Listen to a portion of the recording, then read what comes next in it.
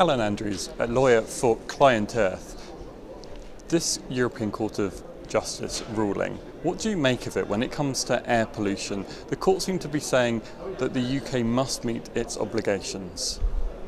I think the first thing to say is this is a big win. This is a huge historic victory, not just for Client Earth, but for everyone in the UK who has to breathe pretty filthy air pollution day in, day out.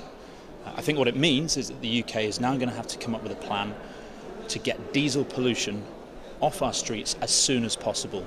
Under current plans, they won't achieve legal limits until after 2030 in some cities.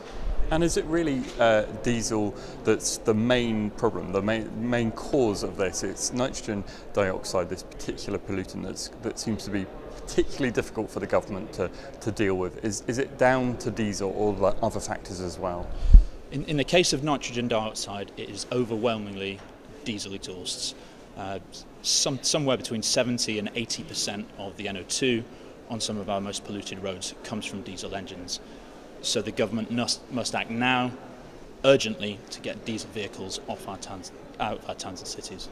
I mean, these limits were meant to have come into force in 2010 originally. So what do you make of the fact that the government's now talking about 2020, 2025 in the case of London, even beyond that for some of our cities around the UK before they meet these legal limits? Well, the court's ruling says that plans must achieve these limits as soon as possible. So it's pretty clear from that the current plans are illegal. They won't achieve compliance until after 2030. There's no way that that's going to be acceptable to any court. So we're going to have to see some action pretty soon.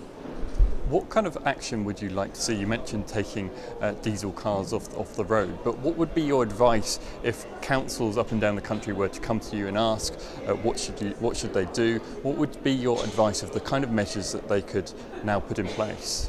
Well, I've got some sympathy for local authorities. That there is a limited amount that they can do. What this needs is national government action. That's why we brought our case against the national government.